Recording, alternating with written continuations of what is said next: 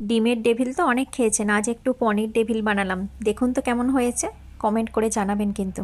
প্রথমেই কড়াই সর্ষের তেলের মধ্যে পেঁয়াজ কুচি, টমেটো কুচি, কাঁচা লঙ্কা কুচি দিয়ে বেশ ভালো করে ভাজা ভাজা করে নিলাম। তারপর সামান্য জিরে গুঁড়ো, ধনে গুঁড়ো, কাশ্মীরি লঙ্কার গুঁড়ো, লবণ আর চিনি দিয়ে সমস্ত কিছু বেশ ভালো করে লাল লাল করে ভাজা ভাজা হয়ে গেলে সেদ্ধ করে মেখে রাখা আলুটাও দিয়ে দিলাম। আলুটাও সব কিছুর সাথে বেশ ভালো করে ভাজা ভাজা করে নিতে হবে যতক্ষণ না আলুটা কড়া থেকে উঠে আসছে। এরপর আলুটা ঠান্ডা করে নিতে হবে। আমি যেহেতু এই রেসিপিটা আজ প্রথম বানাচ্ছি, তাই বাড়িতে যা ছিল তাই দিলাম। নেক্সট টাইম যদি বানাই অবশ্যই এর মধ্যে একটু রসুন কুচি আর ধনেপাতা কুচি দেবো।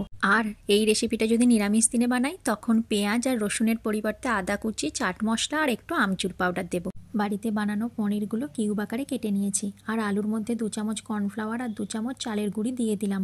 আমি যেহেতু খুব চটজলদি ডেভিল বানাবো, তাই আমি কোনো রকম ব্যাটার এখানে ইউজ করব না। এইখানে আলুর মধ্যে যে কর্নফ্লাওয়ার দিলাম এটা বাইন্ডিংয়ের কাজ করবে, আর চালগুঁড়িটা দিয়েছি এটা বাইরে থেকে বেশ মুচমুচে হবে। আলু, কর্নফ্লাওয়ার আর চালগুঁড়ি মাখার সময় দেখো হাতে কেমন লেগে লেগে যাচ্ছে, এই কারণে 1 চামচ সাদা তেল আর সামান্য লবণ দিলাম। এরপরে দেখবে আর হাতে লেগে যাবে না। এরপর হাতের চেটোয় অল্প সাদা তেল মাখিয়ে এই মিশ্রণ অল্প করে নিয়ে হাতে করে চ্যাপটা করে দিতে হবে। তারপর মাঝখানে একটা করে পনিরের কিউব দিয়ে যে কোনো আকারে গড়ে নিতে পারো। তোমরা গোল আকারেও গড়ে নিতে পারো, তখন নাম দিও পনির চপ। আমি যেহেতু নাম দিয়েছি পনির ডেভিল, তাই আমি ওভাল আকারে গড়ে নিলাম। অন্যদিকে গ্যাস কমিয়ে কড়ায় সাদা তেল গরম করতে বসিয়ে দিয়ে একই পদ্ধতিতে তোমাদের আরেকটা বানিয়ে দেখাচ্ছি। তেল গরম হয়ে গেছে, এইবার এক একটা করে পনির ডেভিল নিয়ে চালের গুঁড়িতে হালকা করে কোট করে নিয়ে এক্সট্রা চালের গুঁড়ি হাত দিয়ে ঝেড়ে নিয়ে তেলেতে দিয়ে দিলাম। তবে পনির ডেভিলগুলো ভাজার সময় অবশ্যই মাথায় রাখতে হবে গ্যাস একদম কমিয়ে উল্টে পাল্টে লাল লাল করে ভাজতে হবে।